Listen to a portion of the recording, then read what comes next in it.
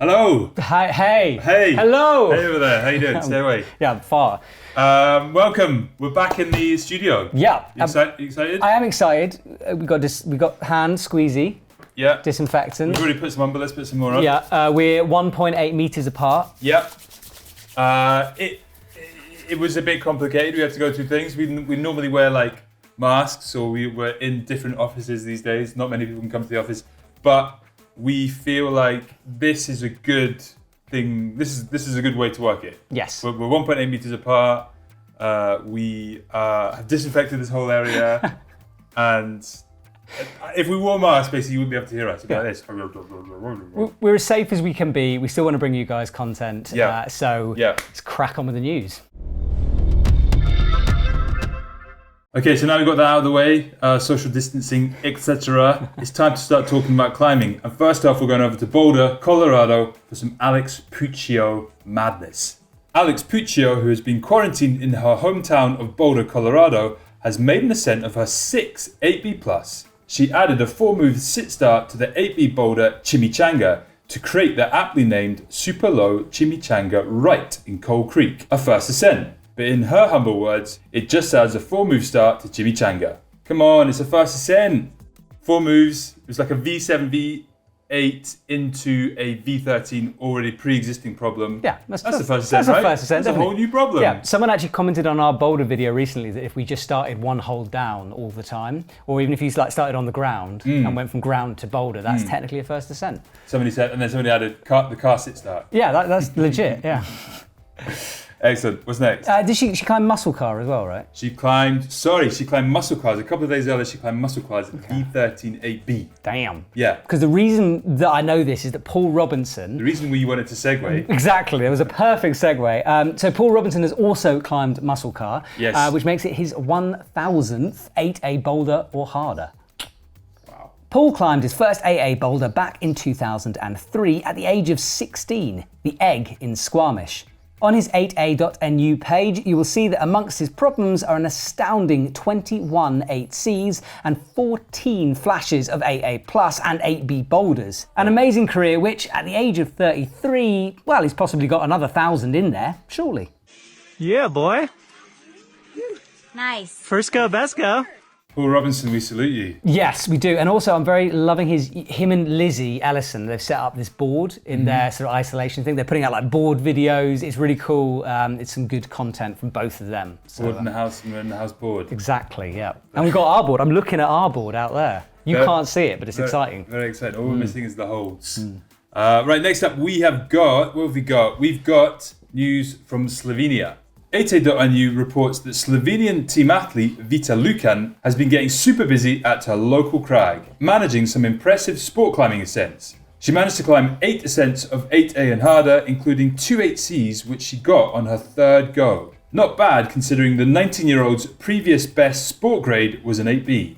Vita Lukan, you heard her name? No, I haven't, to be honest. She's on another of the plethora of Slovenian sport climbing team. They have a big team. Anyway, she's kind of just graduated to this kind of senior rounds, but she's definitely one to look out for in the future. I feel sorry for the people who are on the Slovenian team who are really good, but not like Janja good. Because like on any other team, she'd be like the star, you know what I mean? And then on that Slovenian team, it's like, oh, you climbed that. Yeah. Oh, okay. Yeah, you're like 5th best. Have you seen Janja over there or Domin over there? You know, it's such a strong team, isn't it? I do go back to this, but I'm very much looking forward to when Janja decides to not focus on sport competition climbing and goes just sport climbing for fun. Like 9B counter. That's going to go crazy. Yeah, it's going to be mental. Talking about 19-year-olds, and I will try to pronounce this correctly because I get a lot of stick for it. Laura Rigora. Yeah? That was nice. Sweet. The 19-year-old Italian climber has come out of lockdown in a very sendy mood. Despite battling with Italy's tough lockdown measures, Laura is on form. During lockdown, she was only able to train abs and endurance pull-ups, but all that seems to have worked. She's climbed 2 8Cs, second go, Riflessi and Terra Piatta in Arco. It's going to be an exciting time for Laura. Perhaps that Olympic delay will mean she can concentrate more on outside projects this year. I feel like I should explain endurance pull-ups. a little bit. Go on, yeah. Because what she was doing, apparently, she had a pull-up bar, so she was pulling up, locking off for as long as possible, and then going down. And I think she managed to lock off like 80 seconds with 10 reps of that, which is mind-blowingly strong. So she's obviously come out of lockdown. But this annoys me, right? Because I had this, I've been a little bit of sport climbing, and I've been using lockdown as an excuse for sucking at sport climbing, right? But then you read something like that and you're like, oh, I've got no reason. You could be locking off for 8 seconds. I could have been locking off and just hanging there, and I didn't. And now I've got weak skin, weak arms, everything. I'm all falling to bits. So thanks, Laura. You showed me up. I think, to be honest, you're in the same boat as many people, including myself. Yeah. Definitely got weaker. Baby skin. That's what it's all about. It's horrendous. Yeah, exactly. Next up, we got some news of a 13-year-old climber. 13-year-old Swiss climber Noe Lusser has managed an incredible ascent of Siesta 8C, situated at the Watteskrag in eastern Switzerland. Before the route Siesta in 2020, Noe has managed ascent of 2 8A pluses and an 8B, and her year keeps getting better with this latest ascent. So I've never heard of Noe before. She's 13. Why would you? She doesn't have an Instagram page, which is, I think, a good thing. But I looked for it. But yeah, like 8C at 13. It does show the shift in the change and how strong these younger climbers are. That this isn't even that big a deal. I mean, it is a big deal, but it's like not crazy news. No. Whereas like I reckon 5-10 years ago, this would have been like totally out there news. Yeah, I think we're seeing real progress. And just in the time we've been doing this news show, the amount of these stories that keep coming up is incredible. So Laura Agora did her first 9A at age of 14. Wow. So and then Ashima Shirashi was around there as well. Very impressive, very annoying, impressive. But very impressive. Yes. Very impressive. We should just, while we're talking about Laura, I forgot to say Stefano Ghisolfi. He climbed 2 8C pluses a couple of weeks ago. We kind of missed it in the whole lockdown unlock thing. Sure. We know he's been training super hard. EpicTV athlete, so nice one, Stefano. Obviously, all that hard work's paid off with those 2 8C pluses. Nice one. There's a lot of there's a 9A as well, isn't there? Yes. So and this is kind of another story of a climber coming out of lockdown as strong as when they went into lockdown. Yeah. Loic Zahani has made the first ascent of an 8A he's calling Les Fakiras in Oregon. He was lucky enough to be able to train extensively at home, and he had a boulder in his garden that he used for resistance moves. The route is a stamina fest with 32 overhanging moves, finishing with an 8A plus top.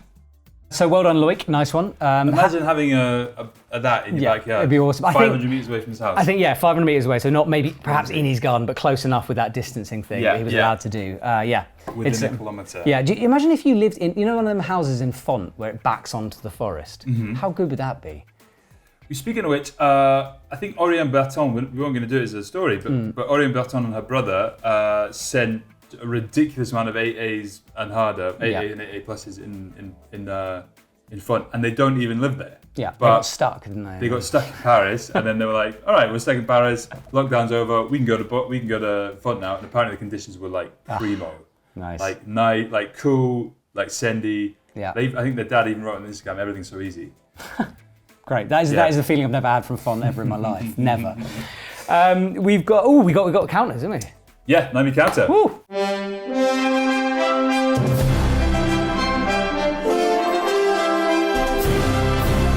Okay, so a few catch-up bits. One being the 9B counter with that slab. Now, it is a bit 50-50 with this because it's the first ascent of that slab link-up. I'm going to tick it anyway because, it's lockdown. Let's tick it. Yeah. So 1 point for... Plus it's a slab, which should technically mean it's a 9C. Yeah, it should be impossible. So Alessandro Zeni, that's one for you. Yeah. And then I've got women's 9A counter. Angie Eiter, we talked last week, title of the show was, has she just climbed her first 9A plus? Because she's climbed 9A, she's climbed 9B, not 9A plus. Yeah. I think we can legitimately say that route's at least 9A. Yeah, I mean, I'd put out there and say it was a 9A plus. Yeah, I agree with you. So should we give it 2? Should we give it 2? Yeah. We are being generous for this. All right, 2 for Angie. Nice one, Angie. If there's enough of a backlash, we'll maybe get the Tipex out, but I reckon it's worth 2. Well, she dropped us messages after that show, and she didn't say it wasn't 9A plus. She wasn't like, guys, you got that wrong, back off. She was like, thank you, cool. So I think 9A plus. That's enough. I'm concerned that we've missed out on E10s because, well, it's underground, right? And because of lockdown, trad climbers are underground anyway. With lockdown, they're going to be even more underground. Sure. If you've heard of an E10, let us know, because I think we might have missed one. Okay. I haven't heard of any. I haven't heard of any either. No. But you never know. You never know. They could, like, some dark place in the Lake District Yes. where they've been climbing. A hole, a cave. Yeah. Yeah, exactly. That's it. That's it. 9B counter.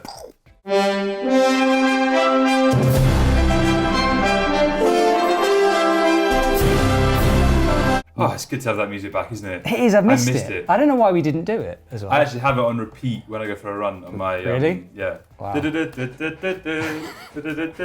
of which, Franco, There he's he my running is. partner. Can you see his head? Kind of. Social Is he distancing, poking out? Franco. Social distancing. You're true. all right because you're my dog, but stay away from Matt. Oh, God, really? Not normally. I'm going to have to disinfect your dog. Exactly. We got Mejas. Mejas. Yeah, go for it. So Climbing Daily on Monday was a really nice show. It was looking at a guy called Paul Preuss, who was back in 1910 and earlier, was free soloing enormous routes in the Alps, in the Dolomites. Incredible. I'd never heard of him before. During Kendall, I met the author of a book, a guy called David Smart, who's big in the sort of climbing world. He's written this book about Paul Preuss. Check out this little teaser. He achieved really quite a lot. I mean, he was a groundbreaking figure in rock climbing. In 5 days in 1911, he on-site free soloed and added a hard variation to the hardest rock climb in the Alps, the west face of the Totenkirkel. 5 days later, he on-site free soloed the first ascent of the east face of the Campanile Basso, which was a climb that everyone said just looked totally impossible. Then he down climbed it. So it's a little bit like somebody on-site free soloing the hardest, like just in pure comparison to contemporary standards, someone on-site free soloing the hardest route on El Capitan and a few days later on-site free soloing the first ascent of an even harder route. It's like almost incomprehensible the degree to which it was a breakthrough in standards. It blew my mind because honestly, he had these such strong ethics. He didn't believe in abseiling, so he down climbed everything. He didn't believe in like practicing, so he was on site free soloing, down climbing all these routes in 1911. Yeah. I don't want to ruin what happened to him. It's a sort of sad story, but what it is a reminder that I think of climbing from like 50s onwards in my head sometimes. You know, that's when progression started.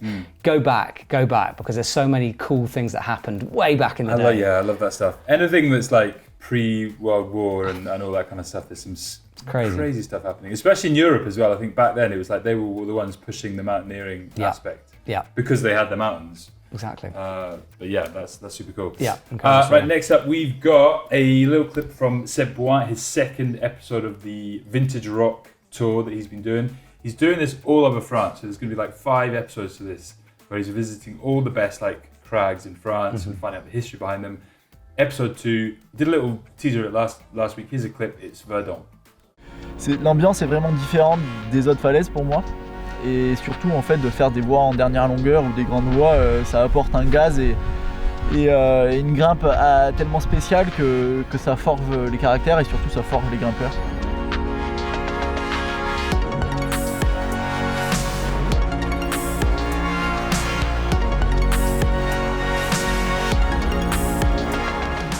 Now, if that doesn't make you want to go to Verdun, then maybe you shouldn't go to Verdun. It doesn't make me want to go to Verdun. It looks terrifying. Yeah. Like the That's true. exposure, Yeah. I'm just like, oh my God. And he's like, oh, did you see the bit with the bolts? And he's got like a stopper, like he's when aiding a climbing. route. Yeah. I was like, no, I don't want to do that. That's terrifying, right? Terrifying, absolutely terrifying, yeah. I was watching that going, that's how you aid. Is that how you aid? Yeah, sometimes because the stop at the we're talking about nuts and you can slide it down and then hook it over something and then slide the nut up to trap it. Here's a little 5-second, go. Tu enlèves le stopper et tu les coinces. Voilà, c'est et ça. là, ça fait des... C'est super. Hein, quand tu le repousses avec l'ongle et ça coince, tu vois. Parce que la tête du boulon, elle sert d'arrêt, tu vois. So that's basically like what he does. And you put it over and click it up and then you like pull up on that. Yeah, but there's routes that, Terrifying. like I can't remember. I think it's Braille Trail in the Peak District, and it's got nails into the rock, like old school nails, and you have to protect them like that. Crazy. Absolutely terrifying. Terrifying. Shop stuff. Shoppy. We're all about camping this week, and the reason we're all about camping is because of these sort of social distancing lockdown measures. I think people are looking to go to crags, but within a sort of a distance and stay there. Not lots of back and forth thing, you know. So I think people are going climbing, staying at a crag, spending some time there, and then leaving. So it's quite a prevalent time for camping gear. Sure. We've got a bunch of stuff on the EpicTV shop, and we've got a gear show coming this Friday, looking at sort of a basic setup and how to do that. There's some great deals on there. Summer's coming, now's the time to do it, so just sort of upgrade your kit a little bit. Stoves, tents, sleeping bags, sleeping mats, all the jazz. Like, I mean, the best thing would be is just like to like sleep under the stars, wouldn't it? Yeah, but it's cold Yeah, and a bit wet. And Well, nice sleeping bag. Bit of morning dew. I prefer this thing called a hotel. They're really good. You book them. Airbnb. And it's got a bed. But you can't stay in a hotel at the moment. That's true. That's true. Yeah. Airbnb. So if we go climbing daily trips, we're going to be camping from now on. For the foreseeable future. Excellent. But we can't go further than 100 kilometers. So do we need to? Can we just come home? I don't know. We could sleep up the midi. Could we? Yeah, I've done it. It's good. Can you do that now? It's always a grey area. Yeah, we could do it. Okay, so that's camping gear. Right, comment of the week. Yes. You do a comment of the week, so I'm going to done it for a while. Oh, okay. Comment of the week. Comment of the week. Comment. Someone is going to give us a record deal one day. That was me channeling 90s pop. It's very good. Thanks I very don't know much. what I was doing. I was just talking. You go first. Well, I was going to just say, Courtney Warren said, happy to hear so many incredible women crushing it. I just wanted to bring this up because it seems that there are, women are crushing it all over the place. Yeah. Whether they're, better quarantiners than men. That's a good point. I think they might be. I think they might be. More focused, perhaps. More focused. They've got their eyes on the prize. More patient. Yeah. More organised. More organised, yeah. I had so much my house was a bit of a state, and I waited until the very last day before lockdown ended to do any exercise. To tidy anything away. Okay. So it was the perfect lockdown job. Didn't do it till the last day. This is why I'm not very good at lockdown. Yeah. I think the female of our species is a better lockdown. Yeah. More effective lockdown person Yes. than us. Anyway, so big shout out to all the women, Angie Aita, Alex Puccio, to name but a few, but there are so many out there.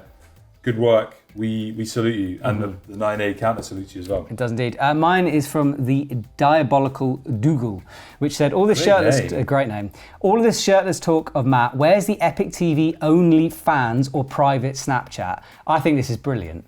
I mean, I'm very happy for you to launch this private Snapchat. Yes, I've heard that some adult entertainers have private Snapchats. Is that what happens? Apparently so. And then they pay you. You pay, and they show you certain pictures. So I figured we could do can you imagine the EpicTV staff private Snapchatting? I mean, the potential is huge. How do you pay? Do you say, I want to pay? You just see it and you say, I'm going to pay that much? I wouldn't know. I just got told. Right. But wouldn't no idea. But I'm thinking, you smothered in liquid chalk, perhaps, as a special fans only. That's true, and it's probably quite apt in this time because it's quite alcoholic. Exactly, you could decleanse everything. Yeah, be quite crusty. Yeah. Gritty. Just run up to a wall and just stick to it. You wouldn't be able to move, would you? You know, like those things that where you put like a Velcro suit on and then you just run up to the wall like that and stick to it. Come on then, you're back into it. Can she stick onto the windows? Yes! That is the object of the game. They've got a Velcro suit. So if you want a private Snapchat from EpicTV, do comment below. We're up for this. We're always looking for new ways to monetize our content, so this could be it. Yeah, exactly. If you're not buying enough camping gear, we'll probably smother ourselves in liquid chalk and throw ourselves up on a wall. Mm-hmm. I'd pay money to see that. I'd pay money to buy gear so we don't have to do that. That's true. I'd buy our shop. Yes, everything. Is that it? That's it. There's a very much more slimline show. Yeah. We normally crept over. This is a good question. Do you want to see this kind of show, or do you like the podcast? Now that we're coming out of confinement, do you have time to sit and watch us or listen to us for 30 minutes? I'm not sure. And the other question is, can anybody give a shout out to anybody who is listening as a podcast? I actually quite enjoyed them as a podcast. Yeah, you were saying that you it came have to over look well. at our stupid faces, which I quite enjoyed. Yeah, and it was popular as well. The numbers Plus are our good. voices are just They're just beautiful, gorgeous. aren't they? Faces for radio. We got face for radio, yeah, definitely. Cool. How do we switch off the camera with the social distancing rules? I don't know. Clipstick? Yes. Got one. Franco, go on. All right. Bye. Bye.